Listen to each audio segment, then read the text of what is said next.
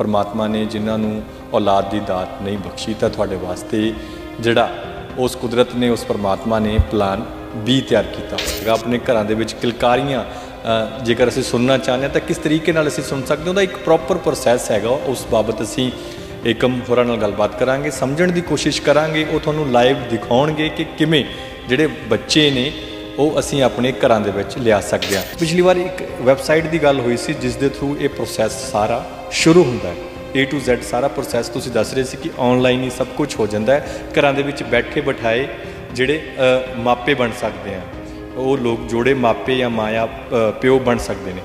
की प्रोसैस हैगा सानू दसोगे किस तरीके नाल वो करना पैंदा और तुहाडे कोल क्वेरीज ने जिहड़ियां स्टार्टिंग दे विच किवें आउंदियां? ਉਹਦਾ ਪ੍ਰੋਸੈਸ ਨਹੀਂ ਹੁੰਦਾ, ਇਹਦੇ ਤੇ ਨਾ ਇੱਕ ਡਾਕੂਮੈਂਟਸ ਅਪਲੋਡ ਕਰਨੇ ਨੇ। ਤੁਸੀਂ ਇੱਥੇ ਦੇਖੋਗੇ ਕਲਿੱਕ ਹੇਅਰ ਫॉर ਲੌਗਇਨ, ਤੁਹਾਨੂੰ ਇੱਕ ਪਾਸਵਰਡ ਤੁਹਾਡੇ ਫੋਨ ਨੰਬਰ ਤੇ ਆਏਗਾ ਔਰ ਜਦੋਂ ਤੁਸੀਂ ਕਲਿੱਕ ਹੇਅਰ ਲੌਗਇਨ ਕਰੋਗੇ ਤਾਂ ਇਹ ਪੇਰੈਂਟਸ ਲੌਗਇਨ ਕਾਰਡ ਹੈਗਾ ਵਾ।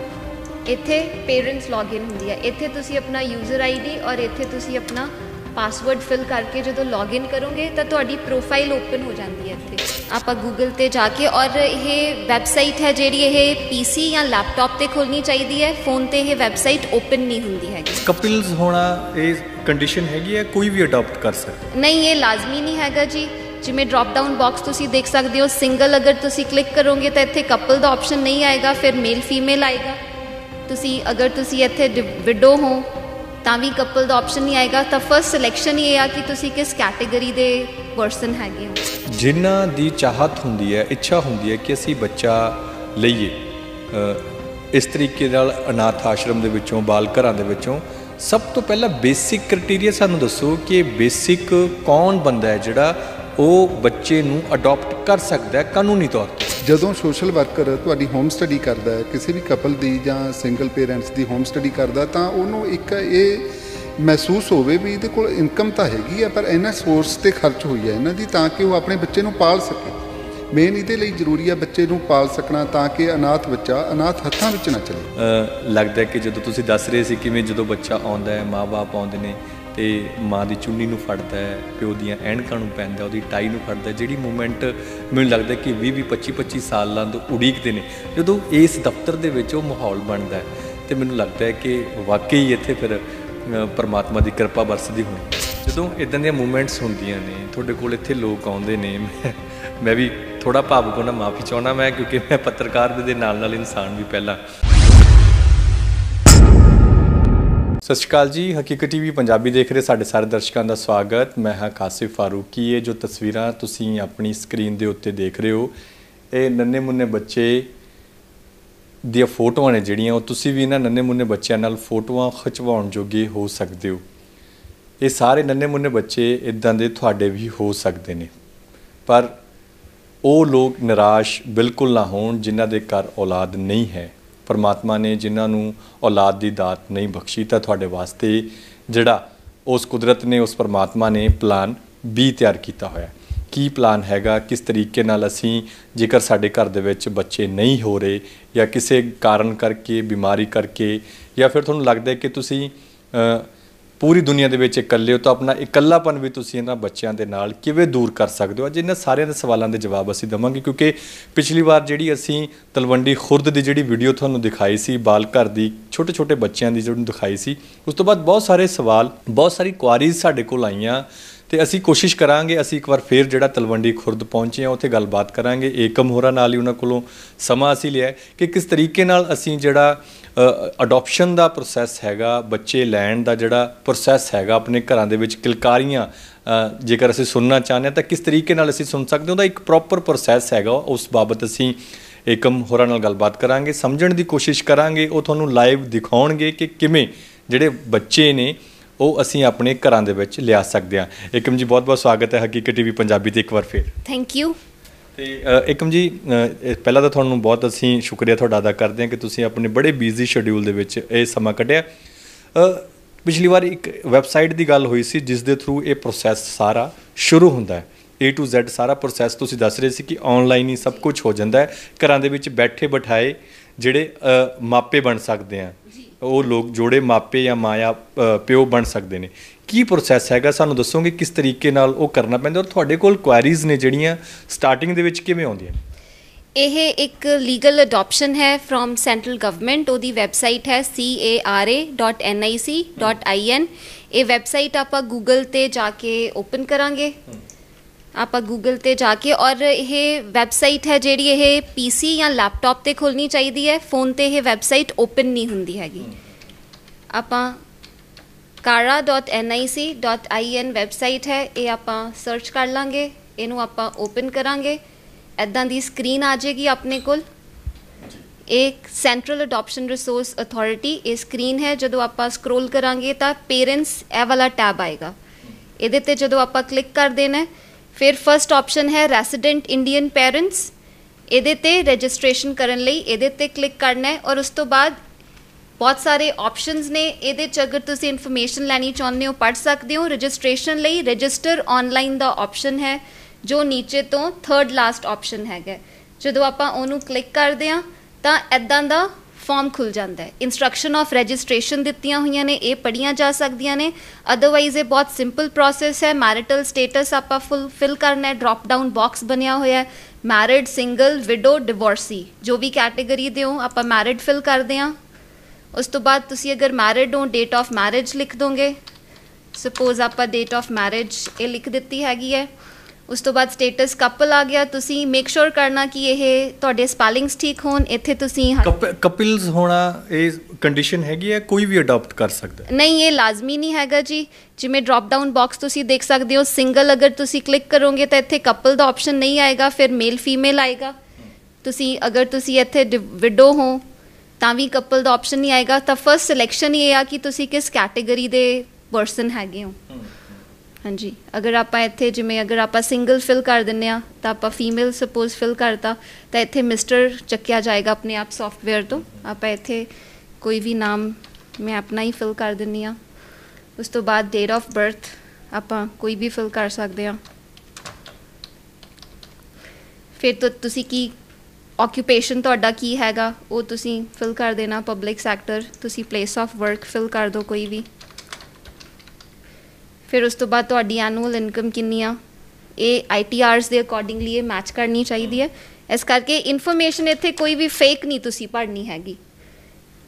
ਉਸ ਤੋਂ ਬਾਅਦ ਤੁਸੀਂ ਆਪਣਾ ਐਡਰੈਸ ਫਿਲ ਕਰ ਦਿਓ ਕੋਈ ਵੀ, ਜੋ ਵੀ ਤੁਹਾਡਾ ਕਰੈਕਟ ਐਡਰੈਸ ਐਜ਼ ਪਰ ਆਧਾਰ ਕਾਰਡ ਹੈਗਾ ਜੀ, ਉਹ ਤੁਸੀਂ ਇੱਥੇ ਫਿਲ ਕਰਨਾ।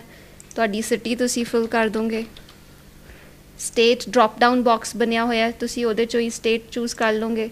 ਸਟੇਟ ਚੂਜ਼ ਕੋਈ ਵੀ ਕਰ ਸਕਦੇ ਜੀ? ਹਾਂਜੀ, ਇਹ ਐਡਰੈਸ ਦਾ ਸਟੇਟ ਹੈ, ਐਡਰੈਸ ਹੈ। ਇਹ ਤੁਸੀਂ ਕੰਪਲੀਟ ਆਪਣਾ ਐਡਰੈਸ ਕੰਪਲੀਟ ਕਰ ਦੇਣਾ ਤੁਸੀਂ ਇੱਥੇ। ਫਿਰ ਤੁਸੀਂ ਇੱਥੇ ਪਿਨ ਕੋਡ ਲਿਖ ਦੋਗੇ। ਮੋਬਾਈਲ ਨੰਬਰ ਜਿਹੜਾ ਤੁਸੀਂ ਇੱਥੇ ਫਿਲ ਕਰਨਾ ਹੈਗਾ ਉਹ ਚੇਂਜ ਨਹੀਂ ਕਰਨਾ ਹੈਗਾ ਤੁਸੀਂ, ਉਹ ਤੁਹਾਡੇ ਕੋਲ ਹੋਣਾ ਹੀ ਚਾਹੀਦਾ ਹੈ, ਹੋਣਾ ਚਾਹੀਦਾ ਹੈ। ਹਾਂਜੀ, ਤੁਸੀਂ ਈਮੇਲ ਤੁਹਾਨੂੰ ਚਾਹੀਦੀ ਹੈਗੀ ਆ, ਈਮੇਲ ਤੁਹਾਡੀ ਹੋਣੀ ਚਾਹੀਦੀ ਹੈ ਤੁਹਾਡੇ ਕੋਲ। ਤੁਸੀਂ ਈਮੇਲ ਇੱਥੇ ਫਿਲ ਕਰ ਦੋਗੇ। ਉਸ ਤੋਂ ਬਾਅਦ ਜਿਹੜਾ ਇੱਕ ਇਹ ਆਪਸ਼ਨ ਆਉਂਦਾ ਨੰਬਰ ਆਫ ਬਾਇਓਲੋਜੀਕਲ ਚਿਲਡਰਨ, ਇਹ ਤੁਸੀਂ ਪ੍ਰੋਪਰਲੀ ਫਿਲ ਕਰਨਾ ਹੈਗਾ। ਅਗਰ ਤੁਹਾਡੇ ਕੋਲ ਕੋਈ ਬੱਚਾ ਨਹੀਂ ਹੈਗਾ ਤੁਸੀਂ 0 ਫਿਲ ਕਰੋਗੇ। ਅਗਰ ਤੁਹਾਡੇ ਕੋਲ ਇੱਕ ਬੱਚਾ ਹੈ ਤਾਂ 1 ਫਿਲ ਕਰ ਸਕਦੇ ਹੋ। ਇੱਕ ਅਗਰ ਅਡੋਪਟਡ ਹੈ ਤਾਂ ਅਡੋਪਟਡ ਦੇ ਵਿੱਚ 1 ਫਿਲ ਕਰ ਸਕਦੇ ਹੋ। ਟੋਟਲ ਆਪਣੇ ਆਪ ਆ ਜਾਏਗਾ। ਉਸ ਤੋਂ ਬਾਅਦ ਤੁਸੀਂ ਇੱਥੇ ਆਪਣਾ ਰੈਜ਼ੀਡੈਂਸ਼ੀਅਲ ਐਡਰੈਸ ਦੇ ਤਾਂ ਫਿਰ ਆਈਡੈਂਟੀਫਿਕੇਸ਼ਨ ਡਿਟੇਲਸ ਦੇ ਵਿੱਚ ਤੁਹਾਨੂੰ ਸਿਰਫ ਪੈਨ ਕਾਰਡ ਨੰਬਰ ਚਾਹੀਦਾ ਹੈ ਅਪਲਾਈ ਕਰਨ ਵਾਸਤੇ।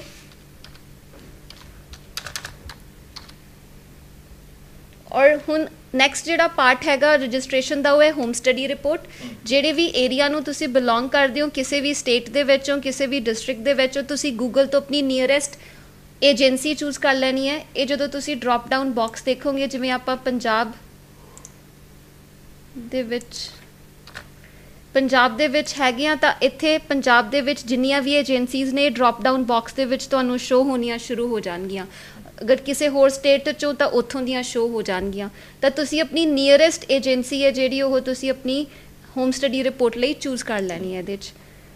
ਨੈਕਸਟ ਜਿਹੜਾ ਆਪਸ਼ਨ ਆਉਂਦਾ ਉਹ ਹੈ ਕਿ ਤੁਸੀਂ ਕਿਹੜਾ ਜੈਂਡਰ ਦਾ ਬੱਚਾ ਚਾਹੁੰਦੇ ਹੋ। ਨੋ ਚੋਇਸ ਮੀਨਸ ਤੁਸੀਂ ਗਰਲ ਬੋਏ, ਤੁਹਾਨੂੰ ਕੋਈ ਜ਼ਿਆਦਾ ਪ੍ਰੋਬਲਮ ਨਹੀਂ ਹੈ, ਬੋਏ ਲੈਣਾ ਗਰਲ ਲੈਣਾ। ਸਪੋਜ਼ ਆਪਾਂ ਬੋਏ ਫਿਲ ਕਰਦੇ ਹਾਂ। ਨੈਕਸਟ ਹੈ ਚਾਈਲਡ ਕੈਟੇਗਰੀ, ਤੁਸੀਂ ਬ੍ਰਦਰ ਸਿਸਟਰ ਚਾਹੁੰਦੇ ਹੋ ਜਾਂ ਇੱਕੋ ਹੀ ਬੱਚਾ ਚਾਹੁੰਦੇ ਹੋ, ਉਹ ਵੀ ਡਰੋਪ ਡਾਊਨ ਕਰੋਗੇ ਤੁਹਾਨੂੰ ਆਪਸ਼ਨ ਆ ਜਾਏਗੀ ਸਿੰਗਲ ਆਪਾਂ। ਨੈਕਸਟ ਹੈ ਹੈਲਥ ਸਟੇਟਸ, ਬਹੁਤ ਸਾਰੇ ਪੇਰੈਂਟਸ ਦੀਆਂ ਕੁਐਰੀਜ਼ ਹੁੰਦੀਆਂ ਨੇ ਕਿ ਸਾਨੂੰ ਤਾਂ ਚੈਲੰਜਡ ਬੱਚਾ ਹੀ ਦਿਖ ਰਿਹਾ, ਤਾਂ ਇੱਥੇ ਸਾਰੇ ਹੀ ਆਪਸ਼ਨ ਨੇ, physically ਚੈਲੰਜਡ, mentally ਚੈਲੰਜਡ, physically and mentally ਚੈਲੰਜਡ, last option ਹੈ ਨਾਰਮਲ। ਤਾਂ ਤੁਸੀਂ ਨਾਰਮਲ ਸਿਲੈਕਟ ਕਰ ਸਕਦੇ ਹੋ। ਏਜ ਗਰੁੱਪ ਹੈ, ਐਜ਼ ਪਰ ਜਿਹੜੀ ਤੁਹਾਡੀ ਏਜ ਵਾਈਜ਼ ਐਲੀਜੀਬਿਲਿਟੀ ਕ੍ਰਾਈਟੇਰੀਆ ਤੁਸੀਂ ਏਜ ਚੂਜ਼ ਕਰ ਸਕਦੇ ਹੋ। ਏਜ ਕਿਸ ਤਰੀਕੇ ਨਾਲ, ਕਿਹੜਾ ਬੰਦਾ ਕਿਸ ਤਰੀਕੇ ਨਾਲ ਏਜ ਹੈ ਜਿਹੜੀ ਉਹ ਬੱਚਿਆਂ ਦੀ ਚੂਜ਼ ਕਰ ਸਕਦਾ? ਜਿਵੇਂ ਮੈਂ ਸਿੰਗਲ ਹੈ, ਸਿੰਗਲ ਲਈ 45 ਇਅਰਸ ਤੱਕ ਤੁਸੀਂ 0 to 2, 2 to 4, ਕਪਲਸ ਲਈ ਉਹ 90 ਇਅਰਸ ਹੋ ਜਾਏਗਾ।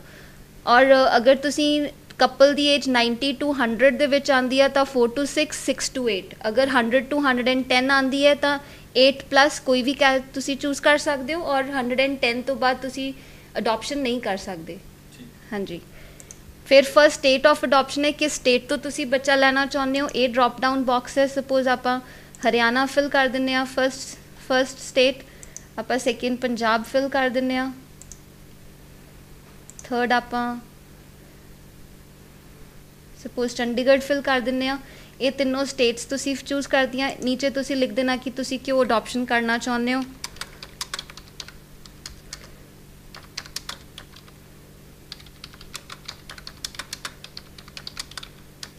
ਆਮ ਨਾਟ ਬਲੈਸਡ ਵਿਦ ਅ ਚਾਈਲਡ, ਜੋ ਵੀ ਤੁਹਾਡਾ ਮੋਟੀਵੇਸ਼ਨ ਹੈ ਅਡੋਪਸ਼ਨ ਦਾ। ਆਪਣਾ ਫਾਰਮ ਕੰਪਲੀਟ ਹੋ ਗਿਆ।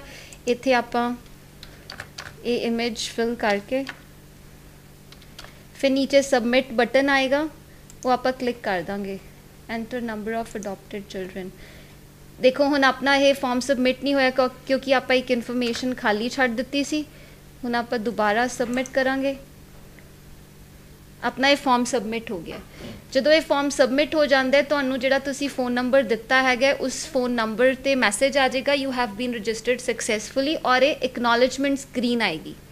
ਇਸ ਇਕਨੋਲੇਜਮੈਂਟ ਸਕਰੀਨ ਨੂੰ ਤੁਸੀਂ ਪ੍ਰਿੰਟ ਕਰ ਲਓਗੇ। ਇੱਥੇ ਤੁਹਾਡੀ ਹੋਮ ਸਟੱਡੀ ਰਿਪੋਰਟ ਲਈ ਏਜੰਸੀ ਦੀਆਂ ਡੀਟੇਲਸ ਨੇ, ਔਰ ਨੀਚੇ ਅਡੋਪਸ਼ਨ ਦੇ ਪ੍ਰੋਸੈਸ ਦੀਆਂ ਸਾਰੀਆਂ ਹੀ ਇੰਸਟਰਕਸ਼ਨਸ ਪ੍ਰੋਪਰ ਦਿੱਤੀਆਂ ਹੋਈਆਂ ਨੇ। ਜੀ ਆਪਾਂ ਨੂੰ ਲੱਗਦਾ ਹੈ ਕਿ ਆਪਣੇ ਇਸ ਫਾਰਮ ਦੇ ਵਿੱਚ ਕੋਈ ਫੇਰ ਬਦਲ ਕਰਨਾ ਹੈ ਤਾਂ ਉਹਦਾ ਕੋਈ ਆਪਸ਼ਨ ਹੈ? ਤੁਸੀਂ ਦੁਬਾਰਾ ਰੀ ਰਜਿਸਟ੍ਰੇਸ਼ਨ ਕਰ ਸਕਦੇ ਹੋ।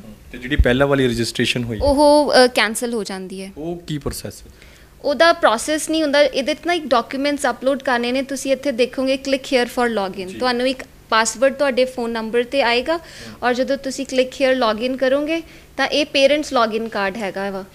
ਇੱਥੇ ਪੇਰੈਂਟਸ ਲੌਗਇਨ ਹੁੰਦੀ ਹੈ। ਇੱਥੇ ਤੁਸੀਂ ਆਪਣਾ ਯੂਜ਼ਰ ਆਈਡੀ ਔਰ ਇੱਥੇ ਤੁਸੀਂ ਆਪਣਾ ਪਾਸਵਰਡ ਫਿਲ ਕਰਕੇ ਜਦੋਂ ਲੌਗਇਨ ਕਰੋਗੇ ਤਾਂ ਤੁਹਾਡੀ ਪ੍ਰੋਫਾਈਲ ਓਪਨ ਹੋ ਜਾਂਦੀ ਹੈ। ਇੱਥੇ ਉਸ ਪ੍ਰੋਫਾਈਲ 'ਤੇ ਤੁਸੀਂ ਡਾਕੂਮੈਂਟ ਅਪਲੋਡ ਕਰਨੇ ਨੇ, ਰਾਈਟ। ਜਦੋਂ ਤੁਸੀਂ ਇਹ ਪ੍ਰੋਸੈਸ ਕੰਪਲੀਟ ਨਹੀਂ ਕਰੋਗੇ, ਤੁਸੀਂ ਆਪਣੀ ਰੀ ਰਜਿਸਟ੍ਰੇਸ਼ਨ ਕਰਕੇ new password, new user ID ਤੋਂ ਆਪਣੇ ਡਾਕੂਮੈਂਟਸ ਅਪਲੋਡ ਕਰ ਸਕਦੇ ਹੋ। ਕਿੰਨੇ ਦਿਨ ਹੁੰਦੇ ਨੇ ਜੀ ਡਾਕੂਮੈਂਟ ਅਪਲੋਡ ਕਰਨ ਵਾਸਤੇ? 30 ਡੇਜ਼ ਦਾ ਪੀਰੀਅਡ ਹੁੰਦਾ ਇਹ। ਜੇਕਰ ਅਸੀਂ 30 ਦਿਨਾਂ ਦੇ ਵਿੱਚ ਡਾਕੂਮੈਂਟ ਅਪਲੋਡ ਨਹੀਂ ਕੀਤੇ, ਆਟੋਮੈਟਿਕਲੀ ਜਿਹੜੀ ਏਜੰਸੀ ਹੁੰਦੀ ਹੈ ਹੋਮ ਸਟੱਡੀ ਲਈ, ਉਹਦੇ ਕੋਲ ਵੀ ਤੁਹਾਡੇ ਪੇਪਰ ਚਲੇ ਜਾਂਦੇ ਨੇ। ਅਗਰ ਤੁਸੀਂ ਅਪਲੋਡ ਨਹੀਂ ਕਰਦੇ ਤਾਂ ਫਿਰ ਆਟੋਮੈਟਿਕਲੀ ਤੁਹਾਡੀ ਰਜਿਸਟ੍ਰੇਸ਼ਨ ਕੈਂਸਲ ਹੋ ਜਾਂਦੀ ਹੈ। ਹਾਂਜੀ, ਬਹੁਤ ਬਹੁਤ ਸ਼ੁਕਰੀਆ ਏਕਮ ਜੀ ਸਾਰੀ ਗੱਲਬਾਤ ਦੇ ਲਈ। ਸੋ ਇਹ ਸਨ ਏਕਮ ਜੋਤ, ਜਿਨ੍ਹਾਂ ਨੇ ਦੱਸਿਆ ਕਿ ਕਿਸ ਤਰੀਕੇ ਨਾਲ ਅਸੀਂ ਟੈਕਨੀਕਲੀ ਆਪਣੇ ਆਪ ਨੂੰ ਮਾਪਿਆਂ ਲਈ ਰਜਿਸਟਰ ਕਰ ਸਕਦੇ ਹਾਂ।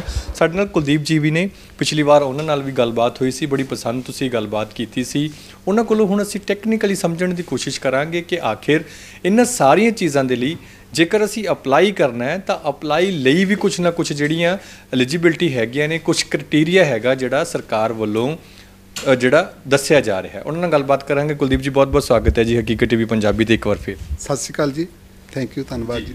ਕੁਲਦੀਪ ਜੀ, ਸਭ ਤੋਂ ਪਹਿਲਾ ਸਵਾਲ ਮੇਰਾ ਤੁਹਾਡੇ ਕੋਲ ਇਹੀ ਹੈ ਕਿ ਜਿਨ੍ਹਾਂ ਦੀ ਚਾਹਤ ਹੁੰਦੀ ਹੈ, ਇੱਛਾ ਹੁੰਦੀ ਹੈ ਕਿ ਅਸੀਂ ਬੱਚਾ ਲਈਏ ਇਸ ਤਰੀਕੇ ਨਾਲ ਅਨਾਥ ਆਸ਼ਰਮ ਦੇ ਵਿੱਚੋਂ, ਬਾਲ ਘਰਾਂ ਦੇ ਵਿੱਚੋਂ, ਸਭ ਤੋਂ ਪਹਿਲਾਂ ਬੇਸਿਕ ਕ੍ਰਾਈਟੇਰੀਆ ਸਾਨੂੰ ਦੱਸੋ ਕਿ ਬੇਸਿਕ ਕੌਣ ਬੰਦਾ ਹੈ ਜਿਹੜਾ ਉਹ ਬੱਚੇ ਨੂੰ ਅਡਾਪਟ ਕਰ ਸਕਦਾ ਹੈ ਕਾਨੂੰਨੀ ਤੌਰ 'ਤੇ? ਜੀ, ਉਹ ਜੇ ਆਪਾਂ ਇੰਡੀਆ ਦੀ ਗੱਲ ਕਰੀਏ, ਉਹ ਭਾਰਤ ਦਾ ਨਾਗਰਿਕ ਹੋਣਾ ਜ਼ਰੂਰੀ ਹੈ। ਉਹਦੇ ਕੋਲ ਜਿਹੜੇ ਆਈਡੀ ਕਾਰਡ ਨੇ, ਜਿਵੇਂ ਆਧਾਰ ਕਾਰਡ ਹੋਣਾ, ਪੈਨ ਕਾਰਡ ਹੋਣਾ ਬਹੁਤ ਜ਼ਰੂਰੀ ਹੈ। ਪੈਨ ਕਾਰਡ ਦੇ ਨਾਲ ਹੀ ਇਹ ਸਾਈਟ ਹੈ ਜਿਹੜੀ ਸਟਾਰਟ ਹੁੰਦੀ ਹੈ, ਪੈਨ ਨੰਬਰ ਦੇਣਾ ਉਹਦੇ ਵਿੱਚ ਜ਼ਰੂਰੀ ਹੈ। ਅਤੇ ਉਹ ITR ਭਰਦਾ ਹੋਣਾ ਚਾਹੀਦਾ। ਅਤੇ ਉਹਦਾ ਜੇ ਉਹ ਕਪਲ ਹੈ ਤਾਂ ਮੈਰਿਜ ਉਹਦੀ ਰਜਿਸਟਰਡ ਹੋਣੀ ਚਾਹੀਦੀ ਹੈ, ਜਿਹੜੀ ਤਹਿਸੀਲਦਾਰ ਦੇ ਹੁੰਦੀ ਹੈ, ਸਬ ਰਜਿਸਟਰਾਰ ਦੇ ਹੁੰਦੀ ਹੈ। ਆਮ ਜਿਹੜੀ ਆਪਾਂ ਕਰਵਾ ਲੈਂਦੇ ਕਿਸੇ ਰਿਲੀਜੀਅਸ ਜਗ੍ਹਾ 'ਤੇ ਜਾਂ ਹੋਰ, ਉਹ ਨਹੀਂ ਹੋਣੀ ਚਾਹੀਦੀ ਇਹਦੇ ਵਿੱਚ। ਅਤੇ ਇਹ ਬੇਸਿਕ ਚੀਜ਼ਾਂ, ਉਹਦੇ ਕੋਲ ਇੱਕ ਇਨਕਮ ਦੇ ਸੋਰਸ ਹੋਣੇ ਚਾਹੀਦੇ ਨੇ, ਘਰ ਚਲਾਉਣ ਦੇ ਉਹਦੇ ਕੋਲ ਜ਼ਰੀਆ ਪੂਰਾ ਹੋਣਾ ਚਾਹੀਦਾ। ਤੇ ਫਿਰ ਇੱਥੇ ਤਾਂ ਬਹੁਤ ਸਾਰੇ ਲੋਕ ਇੱਦਾਂ ਦੇ ਨੇ ਜਿਨ੍ਹਾਂ ਦੀ ਇਨਕਮ ਕੋਈ ਬਹੁਤੀ ਜ਼ਿਆਦਾ ਵਧੀਆ ਨਹੀਂ ਹੁੰਦੀ ਤੇ ਉਹਨਾਂ ਨੇ ਸਾਰੀ ਜ਼ਿੰਦਗੀ ਹੀ ਔਲਾਦ ਦੀ ਪ੍ਰਾਪਤੀ ਵਾਸਤੇ ਆਪਣੀ ਜਮ੍ਹਾਂ ਪੂੰਜੀ ਉੱਥੇ ਲਗਾ ਦਿੰਦੇ ਨੇ, ਘਰ ਵੇਚ ਦਿੰਦੇ ਨੇ, ਜਾਇਦਾਦਾਂ ਵੇਚ ਦਿੰਦੇ ਨੇ, ਆਰਥਿਕ ਤੌਰ ਤੋਂ ਹਾਲੇ ਹੋ ਜਾਂਦੇ ਨੇ। ਫਿਰ ਉਹਨਾਂ ਦਾ ਕੀ ਇਲਾਜ ਹੈ? ਅਸਲ 'ਚ ਇਹ ਹੈ, ਗੌਰਮੈਂਟ ਇਹ ਦੇਖਦੀ ਹੈ ਵੀ ਅਨਾਥ ਬੱਚਾ ਹੈ ਜਿਹੜਾ, ਇਹ ਬੱਚਾ ਤਾਂ ਇੱਕ ਅਨਾਥ ਹੈ ਨਾ, ਜਦੋਂ ਹੋਮ ਦੇ ਵਿੱਚ ਪਹੁੰਚਿਆ ਤਾਂ ਉਹ ਅਨਾਥ ਹੱਥਾਂ ਦੇ ਵਿੱਚ ਨਾ ਜਾਵੇ। ਇਹਦੇ ਲਈ ਸਾਨੂੰ ਜ਼ਰੂਰੀ ਹੈ, ਜੇ ਅਸੀਂ ਕੋਈ ਆਪਣੇ 'ਤੇ ਵੀ ਖਰਚ ਕਰਦੇ ਹਾਂ ਕਿਸੇ ਕਾਰਨ ਕਰਕੇ, ਜਾਂ ਸਾਡੇ ਔਲਾਦ ਨਹੀਂ ਹੁੰਦੀ, ਅਸੀਂ ਮੈਡੀਕਲ 'ਤੇ ਜਾਂ ਜੋ ਵੀ ਇਸ ਖਰਚੇ 'ਤੇ ਪੈਸਾ ਖਰਚ ਕਰਦੇ ਹਾਂ, ਉਹ ਇੱਕ ਸਿਸਟਮ ਦੇ ਵਿੱਚ ਗਿਆ ਹੋਵੇ। ਜਦੋਂ ਸੋਸ਼ਲ ਵਰਕਰ ਤੁਹਾਡੀ ਹੋਮ ਸਟੱਡੀ ਕਰਦਾ ਹੈ, ਕਿਸੇ ਵੀ ਕਪਲ ਦੀ ਜਾਂ ਸਿੰਗਲ ਪੇਰੈਂਟਸ ਦੀ ਹੋਮ ਸਟੱਡੀ ਕਰਦਾ, ਤਾਂ ਉਹਨੂੰ ਇੱਕ ਇਹ ਮਹਿਸੂਸ ਹੋਵੇ ਵੀ ਇਹਦੇ ਕੋਲ ਇਨਕਮ ਤਾਂ ਹੈਗੀ ਆ, ਪਰ ਇਹਨਾਂ ਸੋਰਸ 'ਤੇ ਖਰਚ ਹੋਈ ਹੈ ਇਹਨਾਂ ਦੀ, ਤਾਂ ਕਿ ਉਹ ਆਪਣੇ ਬੱਚੇ ਨੂੰ ਪਾਲ ਸਕੇ। ਮੇਨ ਇਹਦੇ ਲਈ ਜ਼ਰੂਰੀ ਆ ਬੱਚੇ ਨੂੰ ਪਾਲ ਸਕਣਾ, ਤਾਂ ਕਿ ਅਨਾਥ ਬੱਚਾ ਅਨਾਥ ਹੱਥਾਂ ਵਿੱਚ ਨਾ ਚਲੇ। ਸਿਰਫ ਬੇਸਿਕ ਐਲੀਜੀਬਿਲਟੀ ਆਪਾਂ ਇਹੀ ਕਹੀਏ ਕਿ ਜਿਹੜਾ ਇੰਨੀ ਕੁ ਕੈਪੇਬਿਲਿਟੀ ਹੋਵੇ ਕਿ ਉਹ ਬੱਚੇ ਦੀ ਭਵਿੱਖ ਔਰ ਬੱਚੇ ਦੇ ਪ੍ਰੈਜ਼ੈਂਟ ਨੂੰ ਚੰਗੀ ਤਰ੍ਹਾਂ ਨਾਲ, ਕਿਉਂਕਿ ਉਹ ਇੱਕ ਤਾਂ ਪਹਿਲਾਂ ਹੀ ਜਿਹੜਾ ਅਨਾਥ ਹੈ ਤੇ ਦੂਸਰੀ ਵਾਰ ਉਹਨੂੰ ਅਨਾਥ ਹੋਣ ਤੋਂ ਬਚਾਇਆ ਜਾ ਸਕੇ। ਜੀ, ਗੌਰਮੈਂਟ ਇਹ ਸੋਚ ਕੇ ਚੱਲ ਰਹੀ ਹੈ ਵੀ ਜਿਹੜਾ ਬੱਚਾ ਇੱਕ ਵਾਰ ਅਨਾਥ ਹੋ ਗਿਆ ਉਹ ਦੁਬਾਰਾ ਅਨਾਥ ਨਾ ਹੋ ਜਾਵੇ, ਉਹਨੂੰ ਦੁਬਾਰਾ ਟੁੱਟਣ ਦਾ ਮੌਕਾ ਨਾ ਮਿਲ ਜਾਵੇ। ਪਹਿਲਾਂ ਹੀ ਉਹ ਆਪਣੀ ਇੱਕ ਜਿਹੜੀ ਜੜ੍ਹਾਂ ਨਾਲੋਂ ਤਾਂ ਟੁੱਟ ਗਿਆ ਨਾ, ਕਿਸੇ ਸਮੇਂ ਕਿਤੇ ਵੀ ਪਹੁੰਚਿਆ, ਕਿਸੇ ਹੋਮ ਦੇ ਵਿੱਚ ਪਹੁੰਚਿਆ, ਕਿਹਨਾਂ ਹਾਲਾਤਾਂ ਦੇ ਵਿੱਚ ਪਹੁੰਚਿਆ।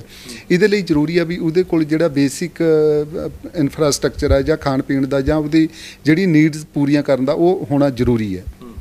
ਤੇ ਇਹ ਮੇਨ ਜਿਹੜੇ ਫਸਟ ਉੱਤੇ ਜ਼ਰੂਰੀ ਹੈ ਜੀ, ਇਹ ਸਾਰੀਆਂ ਚੀਜ਼ਾਂ। ਸੋ ਤੁਹਾਡੇ ਕੋਲ ਇੱਥੇ ਆਉਂਦੇ ਵੀ ਨੇ, ਤੁਸੀਂ ਬਹੁਤ ਸਾਰੇ ਬੱਚਿਆਂ ਦੀ ਅਡੋਪਸ਼ਨ ਵੀ ਇੱਥੇ ਕਰਵਾਈ ਹੈ, ਤੁਹਾਡਾ ਕੰਮ ਵੀ ਹੈ, ਅਸੀਂ ਕਹਾਂਗੇ ਤੁਹਾਡਾ ਕੰਮ ਵੀ ਹੈ, ਤੁਸੀਂ ਸੇਵਾ ਵੀ ਇੱਥੇ ਕਰਦੇ ਹੋ। ਕਿਹੋ ਜਿਹੇ ਹਾਲਾਤਾਂ ਦੇ ਵਿੱਚ ਆ ਕੇ ਜਿਹੜੇ ਤੁਹਾਨੂੰ ਮਿਲਦੇ ਨੇ ਲੋਕ, ਤੇ ਜਦੋਂ ਇੱਥੋਂ ਜਾਂਦੇ ਨੇ, ਅਸੀਂ ਪਿਛਲੀ ਵਾਰ ਵੀ ਗੱਲ ਕੀਤੀ ਸੀ, ਸਮਾਂ ਘੱਟ ਸੀ, ਸਾਨੂੰ ਉਹ ਜਿਹੜੇ ਮੂਵਮੈਂਟ ਨੇ ਤੁਸੀਂ ਸਾਨੂੰ ਚਿੱਤਰ ਸਕਦੇ ਹੋ ਆਪਣੀ ਗੱਲਬਾਤ ਦੇ ਜ਼ਰੀਏ ਕਿ ਕਿਹੋ ਜਿਹੇ ਸਕੂਨ ਭਰਾ ਉਹ ਦਿਨ ਹੁੰਦਾ ਜਦੋਂ ਇੱਥੇ ਤੁਸੀਂ ਬੱਚੇ ਨੂੰ ਆਪਣੇ ਨੂੰ ਗਲਵੱਕੜੀ ਪਾਉਣੇ ਹੋ ਆ ਕੇ ਇੱਥੇ ਤੁਸੀਂ ਲੱਗਦਾ ਕਿ ਜਦੋਂ ਤੁਸੀਂ ਦੱਸ ਰਹੇ ਸੀ ਕਿਵੇਂ ਜਦੋਂ ਬੱਚਾ ਆਉਂਦਾ ਹੈ, ਮਾਂ-ਬਾਪ ਆਉਂਦੇ ਨੇ ਤੇ ਮਾਂ ਦੀ ਚੁੰਨੀ ਨੂੰ ਫੜਦਾ ਹੈ, ਪਿਓ ਦੀਆਂ ਐਨਕਾਂ ਨੂੰ ਪੈਂਦਾ, ਉਹਦੀ ਟਾਈ ਨੂੰ ਫੜਦਾ, ਜਿਹੜੀ ਮੂਵਮੈਂਟ ਮੈਨੂੰ ਲੱਗਦਾ ਕਿ 20-20 25-25 ਸਾਲਾਂ ਤੋਂ ਉਡੀਕਦੇ ਨੇ, ਜਦੋਂ ਇਸ ਦਫ਼ਤਰ ਦੇ ਵਿੱਚ ਉਹ ਮਾਹੌਲ ਬਣਦਾ ਹੈ ਤੇ ਮੈਨੂੰ ਲੱਗਦਾ ਹੈ ਕਿ ਵਾਕਈ ਇੱਥੇ ਫਿਰ ਪਰਮਾਤਮਾ ਦੀ ਕਿਰਪਾ ਵਰਸਦੀ ਹੋਣੀ ਹੈ। ਜੀ, ਅਸਲ 'ਚ ਜਿਹੜੀ ਉਹ ਮੂਵਮੈਂਟ ਹੁੰਦੀ ਹੈ ਉਹ ਬਹੁਤ ਵੱਖਰੀ ਹੈ। ਇੱਕ ਉਹਨੂੰ ਮੈਨੂੰ ਇਹ ਵੀ ਲੱਗਦਾ ਕਈ ਜਗ੍ਹਾ 'ਤੇ ਵੀ ਬਿਆਨ ਕਰਨਾ ਸ਼ਾਇਦ ਬੜਾ ਔਖਾ ਹੈ। ਜਦੋਂ ਬੱਚੇ ਪੇਰੈਂਟਸ ਆਉਂਦਾ ਹੈ, ਅਸੀਂ ਉਹਨੂੰ ਅਸਲ 'ਚ ਰਜਿਸਟਰਡ ਤਾਂ ਪਹਿਲਾਂ ਤੋਂ ਹੁੰਦਾ ਸਾਡੇ ਕੋਲ। ਹੁਣ ਆਪਾਂ ਗੱਲ ਕਰਦੇ ਹਾਂ ਬੱਚੇ ਦੀ, ਜਦੋਂ ਆਪਾਂ ਅਡੋਪਸ਼ਨ ਦਿੰਦੇ ਹਾਂ, ਉਹਨੂੰ ਫੋਸਟਰ ਟੈਂਪਰੇਰੀ ਫੋਸਟਰ 'ਚ ਦੇਣਾ ਹੁੰਦਾ ਪਹਿਲਾਂ ਆਪਾਂ ਬੱਚਾ, ਜਦੋਂ ਉਹਦੇ ਡਾਕੂਮੈਂਟਸ ਪੂਰੇ ਹੋ ਜਾਂਦੇ ਨੇ। ਉਹ ਸਮਾਂ ਦੇਖਿਆ ਹੀ ਬਣਦਾ ਹੈ। ਅਸੀਂ ਕਈ ਵਾਰ ਤਾਂ ਇੱਦਾਂ ਦੇ ਹਾਲਾਤ ਦੇਖਦੇ ਹਾਂ। ਪਿੱਛੇ ਇੱਕ ਸਾਡੀ ਬੇਟੀ ਅਮਰੀਕਾ ਦੇ ਵਿੱਚ ਗਈ, ਉਹ ਬਲਾਈਂਡ ਵੀ ਸੀ ਤੇ 1-2 ਬਿਮਾਰੀਆਂ ਤੋਂ ਉਹ ਪੀੜਤ ਵੀ ਸੀ। ਅਸਲ 'ਚ ਅਸੀਂ ਇਹ ਦੇਖਿਆ ਵੀ ਉਹ ਅਮਰੀਕਨ ਗੋਰੇ ਸੀ ਤੇ ਉਹਨਾਂ ਨੇ ਜਦੋਂ ਬੱਚੀ ਦੇ ਲਈ ਉਹਨੂੰ ਰਿਜ਼ਰਵ ਕੀਤਾ, ਇੱਕ ਸਮੇਂ 'ਤੇ ਉਹਨਾਂ ਨੂੰ ਛੱਡਣਾ, ਉਹਨਾਂ ਨੇ ਨਾ ਉਹਨੂੰ ਰਿਜੈਕਟ ਕਰ ਦਿੱਤਾ ਵੀ ਸ਼ਾਇਦ ਇਹਨੂੰ ਇੰਨੀਆਂ ਕੰਪਲੀਕੇਸ਼ਨ ਨੇ, ਅਸੀਂ ਨਹੀਂ ਇਹਦੀਆਂ ਫੁੱਲਫਿਲ ਕਰ ਪਾਵਾਂਗੇ ਅਗਲੀ ਲਾਈਫ ਦੇ ਵਿੱਚ। ਪਰ ਉਹ ਬੱਚੀ ਦੇ ਨਾਲ ਉਦੋਂ ਤੱਕ ਇੰਨਾ ਜੁੜ ਗਏ ਸੀ ਤੇ ਉਹਨਾਂ ਨੂੰ ਇਹ ਲੱਗਿਆ ਵੀ ਨਹੀਂ, ਉਹਨਾਂ ਨੇ ਰਿਕੁਐਸਟ ਕੀਤੀ, ਕਾਰਾਂ ਨੂੰ ਰਿਕੁਐਸਟ ਕੀਤੀ ਵੀ ਉਹ ਬੱਚੀ ਨੂੰ ਸਾਨੂੰ ਤੁਸੀਂ ਦੁਬਾਰਾ ਤੇ ਦੇਖਣ ਲਾਓ, ਤੇ ਤਾਂ ਕਿ ਅਸੀਂ ਉਹਨੂੰ ਰਿਜ਼ਰਵ ਕਰ ਸਕੀਏ ਤੇ ਅਸੀਂ ਉਹ ਬੱਚੀ ਲੈਣਾ ਚਾਹੁੰਦੇ ਹਾਂ। ਜਦੋਂ ਉਹ ਬੱਚੀ ਲੈਣ ਆਏ ਪੇਰੈਂਟਸ, ਸਾਰਾ ਪ੍ਰੋਸੈਸ ਮੁਕੰਮਲ ਹੋ ਗਿਆ। ਈਵਨ ਕਿ ਮੈਂ ਥੋੜ੍ਹੀ ਜਿਹੀ ਪਹਿਲਾਂ ਵੀ ਦੱਸਾਂ ਤਾਂ ਲੋਕਡਾਊਨ ਦਾ ਸਮਾਂ ਸੀ, ਉਹਨਾਂ ਨੇ ਕਿਹਾ ਵੀ ਇਹਨੂੰ ਇੰਨਾ ਕੁ ਤੁਸੀਂ ਸਿਖਾ ਦਿਓ ਤਾਂ ਕਿ ਬੱਚੀ ਮਾਸਕ ਪਹਿਨ ਸਕੇ। ਬਈ ਉਹਨੂੰ ਜਦੋਂ ਉਹਨੇ ਆਪਣੇ ਟਰੈਵਲ ਕਰਨਾ ਸੀ ਉਹਦੇ ਵਿੱਚ ਮਾਸਕ ਪਹਿਨਣਾ ਜ਼ਰੂਰੀ ਸੀ। ਉਹ ਛੋਟੀ ਬੱਚੀ ਸੀ, 1.5 ਸਾਲ ਦੀ ਸੀ, ਸਿਖਾਉਣਾ ਵੀ ਬਹੁਤ ਔਖਾ, ਬਲਾਈਂਡ ਸੀ ਤੇ ਉਹ ਜਿੱਦੀ ਵੀ ਸੀ। ਜਦੋਂ ਉਹ ਪੇਰੈਂਟਸ ਆਏ ਤਾਂ ਬੇਟੀ ਆ ਗਈ, ਪਹਿਲਾਂ ਉਹਨਾਂ ਕੋਲ ਥੋੜ੍ਹੀ ਜਿਹੀ ਰਹੀ ਤੇ ਫਿਰ ਐਸੇ ਜਗ੍ਹਾ 'ਤੇ ਉਹ ਲਿਟੀ ਇੱਕ ਵਾਰੀ। ਉਹਨਾਂ ਨੇ ਉਸ ਵੀ ਮੂਵਮੈਂਟ ਨੂੰ ਇੰਜੋਏ ਕੀਤਾ। ਦੋਨੇ ਹਸਬੈਂਡ ਵਾਈਫ ਉਹਨਾਂ ਦੇ ਰੋਏ ਵੀ, ਉਹ ਖੁਸ਼ੀ ਦੇ ਬੜੇ ਉਹ ਸੀ ਵੀ ਅਸੀਂ ਕਿਵੇਂ ਉਹਨੂੰ ਉਹ ਲੈ ਰਹੇ ਹਾਂ। ਤੇ ਉਹ ਸਮਾਂ ਤਾਂ ਫਿਰ ਦੇਖਿਆ ਹੀ ਉਹਨਾਂ ਤੋਂ ਬਣਦਾ ਸੀ ਤੇ ਉਹ ਇੰਨੇ ਖੁਸ਼ ਸੀ ਉਸ ਚੀਜ਼ ਨੂੰ ਪਾ ਕੇ। ਤੇ ਇੱਕ ਉਹਨਾਂ ਨੂੰ ਇਹ ਵੀ ਸੀ ਵੀ ਅਸੀਂ ਇੱਕ ਬੱਚੇ ਦੀ ਸੇਵਾ ਕਰਨੀ ਹੈ, ਕਿ ਉਹ ਤਾਂ ਪਤਾ ਹੀ ਸੀ ਨਾ ਵੀ ਉਹਦੀ ਜਿਹੜੀ ਲਾਈਟ ਸੀ, ਜਿਹੜੀ ਉਹਦੀ ਨਿਗਾਹ ਸੀ, ਉਹ ਬੈਕ ਤੋਂ ਹੀ ਹੈ ਨਹੀਂ ਸੀ, ਉਹਦੀ ਬਣਨੀ ਨਹੀਂ ਸੀ। ਤੇ ਉਹ ਇਹ ਸੋਚ ਕੇ ਲੈਂਦੇ ਨੇ। ਪਰ ਮੈਂ ਤਾਂ ਇੱਕ ਬਲਾਈਂਡ ਬੱਚੇ ਦੀ ਗੱਲ ਕੀਤੀ ਹੈ, ਜਦੋਂ ਦੂਜੇ ਬੱਚੇ ਨੇ, ਬੱਚੇ ਖੁਸ਼ੀ ਤਾਂ ਇੰਨੀ ਦੇ ਦਿੰਦੇ ਨੇ, ਉਹ ਤਾਂ ਉਹਨਾਂ ਦੀ, ਜੇ ਕੋਈ ਦਾੜੀ ਵਾਲਾ ਤਾਂ ਦਾੜੀ ਨੂੰ ਫੜਦੇ ਨੇ, ਪੱਗ ਨੂੰ ਵੀ ਹੱਥ ਪਾਉਂਦੇ ਨੇ, ਐਨਕਾਂ ਉਹਨਾਂ ਨੂੰ ਵੀ ਖਿੱਚਦੇ ਨੇ, ਮੰਦਰ ਦੇ ਚੁੰਨੀ ਨੂੰ ਵੀ ਉਹ ਕਰਦੇ ਨੇ, ਬਾਲਾਂ ਨੂੰ ਵੀ ਫੜਦੇ ਨੇ, ਕਿ ਉਹ ਇੱਕ ਵੱਖਰਾ ਆਨੰਦ ਹੈ ਜੀ ਜਿਹੜਾ ਉਸ ਬੱਚੇ ਦਾ, ਉਹ ਖੁਸ਼ੀ ਪਾਉਂਦੇ ਨੇ। ਜਿਨ੍ਹਾਂ ਨੂੰ ਉਹ 10 20 15 ਸਾਲ ਤੋਂ 17 ਸਾਲ ਤੋਂ ਤਰਸਦੇ ਹੁੰਦੇ ਨੇ, ਫਿਰ ਉਹ ਉਹਨਾਂ ਨੂੰ ਇੱਕ ਫੀਲ ਹੁੰਦਾ ਵੀ ਸਾਨੂੰ ਉਹ ਖੁਸ਼ੀ ਮਿਲ ਰਹੀ ਹੈ ਜੀ। ਤੇ ਜਦੋਂ ਇਦਾਂ ਦੀਆਂ ਮੂਵਮੈਂਟਸ ਹੁੰਦੀਆਂ ਨੇ ਤੁਹਾਡੇ ਕੋਲ, ਇੱਥੇ ਲੋਕ ਆਉਂਦੇ ਨੇ, ਮੈਂ ਵੀ ਥੋੜ੍ਹਾ ਭਾਵੁਕ ਹੋਣਾ ਮਾਫੀ ਚਾਹੁੰਦਾ ਮੈਂ, ਕਿਉਂਕਿ ਮੈਂ ਪੱਤਰਕਾਰ ਦੇ ਨਾਲ ਨਾਲ ਇਨਸਾਨ ਵੀ। ਪਹਿਲਾਂ ਤੁਸੀਂ ਦੱਸ ਰਹੇ ਸੀ ਕਿ ਇੱਕ ਕਹਾਣੀ ਤੁਸੀਂ ਇਸ ਤਰ੍ਹਾਂ ਦੀ ਵੀ ਦੱਸੀ ਕਿ ਜਾਇਦਾਦ ਦੇ ਪਿੱਛੇ ਸ਼ਿਵਮ ਨਾਂ ਦੇ ਸ਼ਿਵ ਦੇ ਨਾਲ, ਸ਼ਿਵ ਦੱਸ ਰਹੇ ਸੀ ਤੁਸੀਂ, ਨਾਮ ਉਹਦਾ ਸ਼ਿਵਾ, ਉਹਦੇ ਨਾਲ ਲੋਕ ਮਤਲਬ ਜਾਨਵਰਾਂ ਵਾਲਾ ਸਲੂਕ ਵੀ ਕੀਤਾ ਜਾਇਦਾਦਾਂ ਦੇ ਚੱਕਰ 'ਚ, ਤੇ ਫਿਰ ਉਹਨਾਂ ਨੂੰ ਵੀ ਤੁਸੀਂ ਸਾਂਭਿਆ ਜੀ। ਇੱਕ ਨਾ ਇੱਦਾਂ ਹੀ ਬੱਚਾ ਸੀ ਜੀ, ਉਹਦਾ ਫਾਦਰ BSF 'ਚ ਜਾਂ RPF 'ਚ ਕਿਸੇ ਇੱਦਾਂ ਦੀ ਉਹਦੇ ਵਿੱਚ ਸੀ, ਅਤੇ ਫਾਦਰ ਦੀ ਡੈਥ ਤੋਂ ਬਾਅਦ ਕੁਛ ਪੈਸਾ ਆ ਗਿਆ। ਉਹਦੇ ਜਿਹੜਾ ਬੇਟਾ ਆਪਣੇ ਕੋਲ, ਉਹਦੇ ਸਟੈਪ ਬ੍ਰਦਰ ਨੇ ਉਹਦੀ ਮਦਰ ਅਤੇ ਜਾਣੀ ਪਿਓ ਮਾਂ ਪੁੱਤ ਨੂੰ ਅੰਦਰ ਬੰਦ ਕਰਕੇ ਰੱਖਿਆ 6 ਮਹੀਨੇ। ਲੁਧਿਆਣੇ ਇਹ ਦੁਗਰੀ ਦੇ ਏਰੀਏ ਦੀ ਹੀ ਘਟਨਾ ਹੈ। ਉਹ ਕੁਆਟਰ ਨੇ ਉੱਥੇ ਇੱਦਾਂ ਹੀ, ਸ਼ਾਇਦ BSF ਹੈ ਜਾਂ RPF ਦਾ ਕਿਸੇ ਇੱਦਾਂ ਦੀ ਏਜੰਸੀ ਦਾ ਉਹ ਕੁਆਟਰ ਨੇ। ਸੈਸ਼ਨ ਜੱਜ ਸਾਹਿਬ ਨੂੰ, ਵੈਸੇ ਡੈਲਸਾ ਨੂੰ ਡਾਕਟਰ ਗੁਰਪ੍ਰੀਤ ਕੌਰ ਹੁੰਦੇ ਸੀ ਆਪਣੇ CGM ਇੱਥੇ, ਉਹਨਾਂ ਨੂੰ ਕਿਸੇ ਨੇ ਦੱਸਿਆ ਕਿ ਬਈ ਉੱਥੇ ਇੱਕ ਬੱਚਾ ਅਤੇ ਮਦਰ ਬੰਦ ਨੇ ਬਹੁਤ ਟਾਈਮ ਤੋਂ। ਉਹ ਕਿਤੇ ਰੋਟੀ ਦੇ ਆਉਂਦਾ ਸੀ ਨਹੀਂ, ਉੱਥੇ ਹੀ ਟੋਇਲਟ, ਉੱਥੇ ਹੀ ਬਾਥਰੂਮ, ਨਹਾਉਣ ਧੋਣ ਕੁਛ ਨਹੀਂ, ਉਹ ਬੰਦੇ ਇੱਕ ਕਮਰੇ 'ਚ ਸੀ। ਤਾਂ ਉਹਨਾਂ ਨੇ ਸੈਸ਼ਨ ਜੱਜ ਸਾਹਿਬ ਨਾਲ ਗੱਲ ਕੀਤੀ। ਸਾਡੇ ਸੈਸ਼ਨ ਜੱਜ ਸਾਹਿਬ ਸਰਦਾਰ ਗੁਰਬੀਰ ਸਿੰਘ ਜੀ ਸੀ ਉਦੋਂ, ਉਹਨਾਂ ਨੇ ਉਸ ਬੱਚੇ ਨੂੰ ਰਿਹਾ ਕਰਵਾਇਆ ਅਤੇ ਉਹ ਖੁਦ ਲੈ ਕੇ ਆਏ ਇੱਥੇ। ਮੈਂ ਇਹ ਵੀ ਉਹਨਾਂ ਨੇ ਉਹਨੂੰ ਖੁਦ ਚੁੱਕਿਆ ਹੋਇਆ ਸੀ ਸੈਸ਼ਨ ਜੱਜ ਸਾਹਿਬ ਨੇ ਉਸ ਬੱਚੇ ਨੂੰ, ਅਤੇ ਉਹ ਮੈਂਟਲੀ ਤੌਰ 'ਤੇ ਇੱਦਾਂ ਦਾ ਉਹ ਸੀ ਵੀ ਜਿਸ ਪਾਸੇ ਨੂੰ ਦੇਖਦਾ ਸੀ ਉਹ ਦੇਖੀ ਜਾ ਰਿਹਾ ਸੀ। ਉਹਨੂੰ ਕੋਈ ਮੂਵਮੈਂਟ ਦਾ ਪਤਾ ਨਹੀਂ ਸੀ ਲੱਗਦਾ, ਜੇ ਉਹਨੂੰ ਬੁਲਾਉਂਦੇ ਸੀ, ਉਹਨੂੰ ਉਹ ਕਰਦੇ ਸੀ, ਉਹ ਦੇਖ ਨਹੀਂ ਸੀ ਪਾਉਂਦਾ। ਪਰ ਉਹਨਾਂ ਨੂੰ ਇੱਕ ਖੁਸ਼ੀ ਹੋਈ, ਅਤੇ ਉਹਨਾਂ ਨੇ ਜਦ ਇੱਥੇ ਲਿਆਉਣ ਦਾ ਵੀ ਜ਼ਰੀਆ ਸੀ, ਅਸੀਂ ਆਮ 'ਚ ਇੱਥੇ MR ਬੱਚੇ ਨਹੀਂ ਆਉਂਦੇ, ਅਤੇ ਉਹਨਾਂ ਨੂੰ ਉਹ ਕਹਿੰਦੇ, ਡਾਕਟਰ ਨੇ ਦੱਸਿਆ ਵੀ ਜੇ ਸਰ ਤੁਸੀਂ ਬੱਚੇ ਦਾ ਸਹੀ ਚਾਹੁੰਦੇ ਆ ਤਾਂ ਇਹਨੂੰ ਤਲਵੰਡੀ ਤਾਂ SGB ਵਾਲ ਘਰ ਦੇ ਵਿੱਚ ਲੈ ਜਾਓ। ਜੇ ਉੱਥੇ ਬੱਚਾ ਚਲੇ ਜਾਂਦਾ ਤਾਂ ਬਹੁਤ ਹੱਦ ਤੱਕ ਇਹਦੇ ਸੁਧਰਨ ਦੇ, ਇਹਦੇ ਸਹੀ ਦਿਸ਼ਾ 'ਚ ਆਉਣ ਦੇ ਚਾਂਸ ਹੋਣਗੇ। ਅਤੇ ਚਲੋ ਉਹਨਾਂ ਨੇ ਮੇਰੇ ਨਾਲ ਗੱਲ ਕੀਤੀ, ਤਾਂ ਸਾਡੇ ਕੋਲ ਉਹ ਬੱਚਾ ਹੁਣ ਵੀ ਇਸ ਟਾਈਮ ਵੀ ਹੈ। ਫਿਰ ਉਹਦੀ ਮਦਰ ਸੀ, ਅਸੀਂ ਉਹਨਾਂ ਨੂੰ ਉਹ ਵੀ ਰਿਕੁਐਸਟ ਕੀਤੀ, ਉਹ ਮੈਂਟਲ ਹੌਸਪੀਟਲ ਅੰਮ੍ਰਿਤਸਰ ਭੇਜਿਆ ਗਿਆ। ਮਤਲਬ ਉਹ 5-6 ਮਹੀਨਿਆਂ ਦੇ ਵਿੱਚ ਬੱਚਾ ਵੀ ਔਰ ਉਹਦੀ ਮਾਂ ਵੀ ਇਨਸਾਨੀ ਲਾਲਚ ਦੀ ਭੇਂਟ ਚੜ੍ਹ ਗਏ। ਉਹਨਾਂ ਦਾ ਦਿਮਾਗ, ਤੁਸੀਂ ਕਹਿ ਰਹੇ ਹੋ ਕਿ ਮਾਨਸਿਕ ਸੰਤੁਲਨ ਖਰਾਬ ਹੋ ਗਿਆ, ਪਹਿਲਾਂ ਉਸ ਤੋਂ ਪਹਿਲਾਂ ਬਿਲਕੁਲ ਠੀਕ ਠਾਕ ਸੀ ਬੱਚਾ। ਦੱਸਦੇ ਆ ਉੱਥੇ ਦੇ, ਅਸੀਂ ਸਰਵੇ ਕਰਵਾਇਆ ਅਤੇ ਸਾਨੂੰ ਜੱਜ ਸਾਹਿਬ ਨੇ ਵੀ ਦੱਸਿਆ ਵੀ ਬੱਚਾ ਨੋਰਮਲ ਸੀ। ਉਹ ਸਿਰਫ ਅੰਦਰ ਬੰਦ ਰਹਿਣ ਕਰਕੇ ਉਹਦੀ ਬਾਹਰਲੀ ਤਾਂ ਐਕਟੀਵਿਟੀ ਬੰਦ ਹੋ ਗਈ। ਉਹਨਾਂ ਨੇ ਤਾਂ ਸੂਰਜ ਵੀ ਨਹੀਂ ਦੇਖਿਆ। ਇੱਕ ਕਮਰੇ ਦੇ ਵਿੱਚ ਹਨੇਰੇ 'ਚ ਬਸ ਉੱਦਾਂ ਹੀ, ਨਾ ਕੋਈ ਉਹਨਾਂ ਨੂੰ ਪੱਖਾ ਸੀ, ਨਾ ਕੋਈ ਉਹਨਾਂ ਦੇ ਵਾਸਤੇ ਕੋਈ ਇੱਦਾਂ ਦਾ ਕੱਪੜਾ ਸੀ, ਉਹਦੇ ਉੱਥੇ ਹੀ ਪੈ ਜਾਣ, ਬਾਹਰ ਨਿਕਲ ਜਾਣ, ਜੇ ਠੰਡ ਗਰਮੀ ਜੋ ਵੀ ਆਇਆ ਉਹਦੇ ਵਿੱਚ ਹੀ ਰਹੇ। ਇਹ ਇਨਸਾਨੀਅਤ ਦਾ ਇੱਕ ਉਹ ਹੈ ਵੀ ਤਰਾਸਦੀ ਹੈ ਸਾਡੇ ਵਾਸਤੇ। ਪਰ ਇਸ ਟਾਈਮ ਤੁਹਾਨੂੰ ਪਿਛਲੀ ਮੂਵਮੈਂਟ ਦੇ ਬੱਚਾ ਦਿਖਾਇਆ ਵੀ ਸੀ, ਉਹ ਕਾਫੀ ਹੱਦ ਤੱਕ, ਬਹੁਤ ਹੱਦ ਤੱਕ ਠੀਕ ਹੈ। ਉਹਦਾ ਟਰੀਟਮੈਂਟ ਚੱਲਦਾ, ਕੋਸ਼ਿਸ਼ ਕਰ ਰਹੇ ਹਾਂ ਵੀ ਉਹ ਸਹੀ ਦਿਸ਼ਾ 'ਚ ਆ ਜਾਵੇ। ਮਾਂ ਮੈਂਟਲ ਹੌਸਪੀਟਲ ਅੰਮ੍ਰਿਤਸਰ ਦੇ ਵਿੱਚ ਹੈ। ਪਰ ਅਸੀਂ ਇੱਕ ਰਿਕੁਐਸਟ ਕੀਤੀ ਸੀ ਵੀ ਕੁਛ ਟਾਈਮ ਮਾਂ ਅਤੇ ਪੁੱਤ ਨੂੰ ਇਕੱਠੇ ਕਰਕੇ ਦੇਖੀਏ, ਤਾਂ ਕਿ ਹੋ ਸਕਦਾ ਉਹਨਾਂ 'ਚ ਹੋਰ ਇੰਪਰੂਵਮੈਂਟ ਆਵੇ ਕੋਈ ਦੋਨਾਂ ਦੇ ਵਿੱਚ। ਕਈ ਵਾਰ ਨਾ ਇਹ ਰਿਸ਼ਤੇ ਨੇ ਜਿਹੜੇ ਆਪਸੀ ਤੰਦਾਂ ਨੇ ਜਿਹੜੀਆਂ ਸਾਡੀਆਂ, ਵੀ ਉਹਦੇ ਨਾਲ ਹੋ ਸਕਦਾ ਉਹ ਇਹਦੇ ਵਿੱਚੋਂ ਜਿਹੜੀ ਟਰੋਮਾ 'ਚ ਗੁਜ਼ਰ ਰਹੇ ਨੇ ਉਹ ਤੋਂ ਨਿਕਲ ਸਕਣ। ਪਰ ਹਲੇ ਉਹ ਨਹੀਂ ਹੋ ਸਕਿਆ। ਉਹ ਭਵਿੱਖ ਦੇ ਸਮੇਂ 'ਚ ਦੇਖਦੇ ਹਾਂ ਵੀ ਕਿਵੇਂ ਹੁੰਦਾ ਜੀ।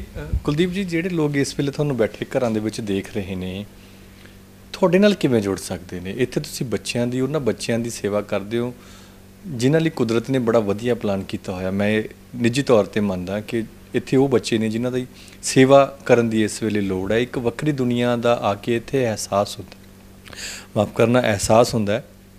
ਉਹਨਾਂ ਨੂੰ ਕੀ ਕਹੋਗੇ ਜਿਹੜੇ ਘਰਾਂ ਦੇ ਵਿੱਚ ਬੈਠੇ ਨੇ, ਏਸੀਆਂ ਦੇ ਹੇਠਾਂ ਬੈਠੇ ਨੇ, ਔਰ ਇੱਥੇ ਵੀ ਬਹੁਤ ਵਧੀਆ ਵਿਵਸਥਾ ਤੁਸੀਂ ਕੀਤੀ ਹੋਈ ਹੈ, ਤੁਹਾਨੂੰ ਲੱਗਦਾ ਹੈ ਕਿ ਇੱਕ ਵਾਰ ਇੱਥੇ ਚੱਕਰ ਲਾਉਣਾ ਚਾਹੀਦਾ ਉਹਨਾਂ ਨੂੰ?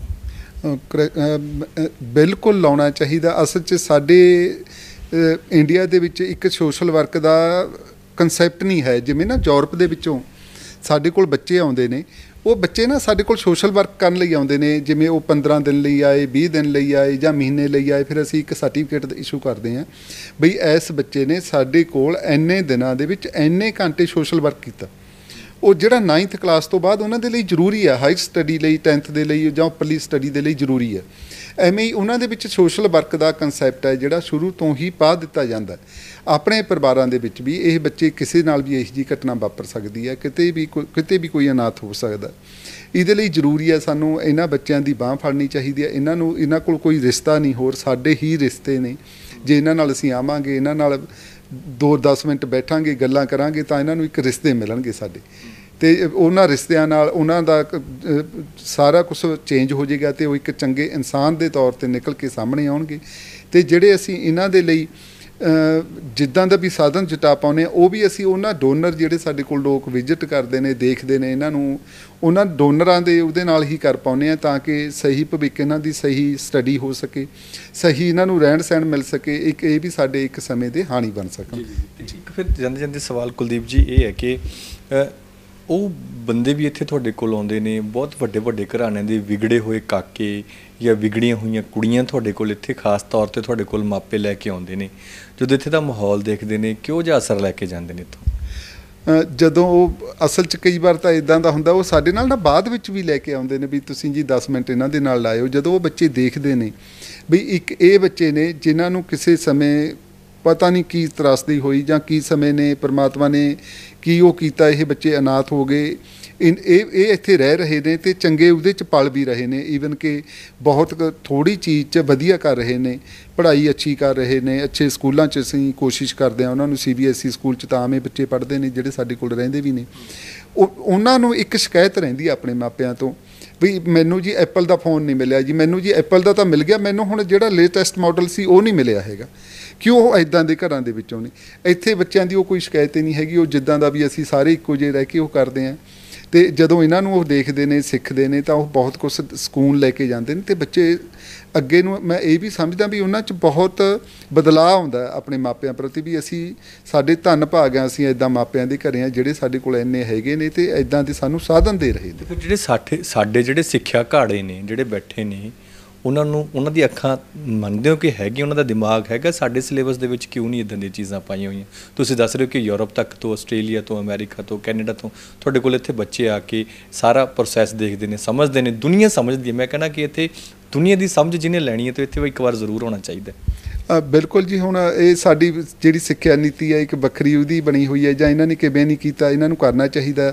ਸੋਸ਼ਲ ਵਰਕ ਜਿਹੜੇ ਪ੍ਰਫੁੱਲਤ ਦੇਸ਼ ਨੇ ਉਹ ਜੇ ਜਿੱਥੋਂ ਦਾ ਸੋਸ਼ਲ ਵਰਕ ਮਰ ਗਿਆ ਨਾ ਜੀ, ਉਹ ਸਮਝ ਲਓ ਕੰਟਰੀ ਵੀ ਮੈਨੂੰ ਲੱਗਦਾ ਉਹ ਡਾਊਨ ਚਲੇ ਜਾਏਗੀ। ਸਾਡੇ ਵਿੱਚ ਈਵਨ ਕਿ ਸਾਨੂੰ ਸਾਡੇ ਗੁਰੂਆਂ ਪੀਰਾਂ ਪਕੰਬਰਾਂ ਨੇ ਬਹੁਤ ਕੁਛ ਦਿੱਤਾ, ਪਰ ਇਹ ਚੀਜ਼ਾਂ ਸਾਡੇ ਸਿਲੇਬਸ ਵਿੱਚ ਹੋਣੀਆਂ ਚਾਹੀਦੀਆਂ ਨੇ। ਤੇ ਜੇ ਸਹੀ ਦਿਸ਼ਾ ਦੇ ਵਿੱਚ ਇਹ ਚੱਲੇਗਾ ਤਾਂ ਇੱਦਾਂ ਦੇ ਬੱਚੇ ਹੋ ਸਕਦਾ ਅਨਾਥ ਵੀ ਨਹੀਂ ਹੋਣਗੇ। ਜੀ ਬਹੁਤ ਬਹੁਤ ਸ਼ੁਕਰੀਆ ਕੁਲਦੀਪ ਜੀ ਸਾਰੀ ਗੱਲਬਾਤ ਦੇ ਲਈ। ਸੋ ਇਹ ਸਨ ਕੁਲਦੀਪ ਜੀ ਜਿਹੜੇ ਕਿ ਬਾਲ ਘਰ ਤਲਵੰਡੀ ਖੁਰਦ ਦੇ ਵਿੱਚ, ਜਿਹੜਾ ਕਿ ਲੁਧਿਆਣਾ ਡਿਸਟ੍ਰਿਕਟ ਦੇ ਵਿੱਚ ਪੈਂਦਾ ਹੈ ਔਰ ਮੁੱਲਾਪੁਰ ਦਾਖਾਂ ਦੇ ਬਿਲਕੁਲ ਸਾਈਡ ਦੇ ਉੱਤੇ ਹੈ। 7-8 ਕਿਲੋਮੀਟਰ ਦਾ ਡਿਸਟੈਂਸ ਹੈਗਾ ਮੇਨ ਹਾਈਵੇ ਤੋਂ ਮੁੱਲਾਪੁਰ ਦਾਖਾ ਦੇ। ਔਰ ਮੈਨੂੰ ਲੱਗਦਾ ਕਿ ਇੱਕ ਵਾਰ ਇੱਥੇ ਜਿਹੜਾ ਨੀਅਰੈਸਟ ਹੈਗੇ, ਮੈਂ ਇਹ ਨਹੀਂ ਕਹਾਂਗਾ, ਹੋਰ ਵੀ ਜਿੱਥੇ ਮੈਨੂੰ ਲੱਗਦਾ ਕਿ ਇਸ ਤਰ੍ਹਾਂ ਦੇ ਬਾਲ ਘਰ ਹੈਗੇ ਨੇ ਤੁਹਾਡੇ ਨੇੜੇ ਤੇੜੇ, ਤਾਂ ਤੁਹਾਨੂੰ ਇੱਕ ਵਾਰ ਖੁਦ ਤੇ ਉਹਨਾਂ ਆਪਣੇ ਬੱਚਿਆਂ ਨੂੰ ਇਸ ਅਜਿਹੇ ਬਾਲ ਘਰਾਂ ਦੇ ਵਿੱਚ ਜ਼ਰੂਰ ਲੈ ਕੇ ਜਾਣਾ ਚਾਹੀਦਾ ਹੈ ਤੇ ਉਹਨਾਂ ਬੱਚਿਆਂ ਦਾ ਸਹਾਰਾ ਬਣਨਾ ਚਾਹੀਦਾ ਜਿਨ੍ਹਾਂ ਕੋਲ ਮਾਪੇ ਨਹੀਂ ਹੈਗੇ, ਜਿਨ੍ਹਾਂ ਕੋਲ ਚਾਚੇ ਤਾਏ ਨਹੀਂ ਹੈਗੇ। ਤੇ ਫਿਰ ਤੁਸੀਂ ਜਿਹੜਾ ਉਹ ਆਨੰਦ ਦੀ ਪ੍ਰਾਪਤੀ ਹੈ ਉਹ ਵੱਖਰੀ ਹੋਏਗੀ। ਸੋ ਉਮੀਦ ਕਰਦੇ ਹਾਂ ਕਿ ਜਿਹੜੇ ਪਿਛਲੇ ਵਾਰ ਦੇ ਸਵਾਲ ਜਵਾਬ ਸੀ, ਉਹਨਾਂ ਸਵਾਲ ਜਵਾਬ ਦੀ ਵੀ ਅਸੀਂ ਕੋਸ਼ਿਸ਼ ਕੀਤੀ ਹੈ ਲੈਣ ਦੀ, ਜਿਹੜੇ ਜਵਾਬ ਲੈਣ ਦੀ ਕੋਸ਼ਿਸ਼ ਕੀਤੀ ਹੈ ਏਕਮ ਹੋਣਾ ਕੋਲੋਂ ਵੀ ਔਰ ਕੁਲਦੀਪ ਜੀ ਹੋਣਾ ਕੋਲੋਂ ਵੀ। ਸੋ ਫਿਲਹਾਲ ਇਹ ਗੱਲਬਾਤ ਤੁਹਾਨੂੰ ਕਿਵੇਂ ਲੱਗੀ, ਇਸ ਬਾਬਤ ਤੁਸੀਂ ਆਪਣੀ ਰਾਏ ਫਿਰ ਵੀ, ਅਗਰ ਤੁਹਾਡੇ ਮਨ ਦੇ ਵਿੱਚ ਕੋਈ ਸਵਾਲ, ਕੋਈ ਸ਼ੰਕਾ ਰਹਿ ਗਿਆ ਤਾਂ ਜ਼ਰੂਰ ਲਿਖਿਓ ਸਾਨੂੰ। ਧੰਨਵਾਦ।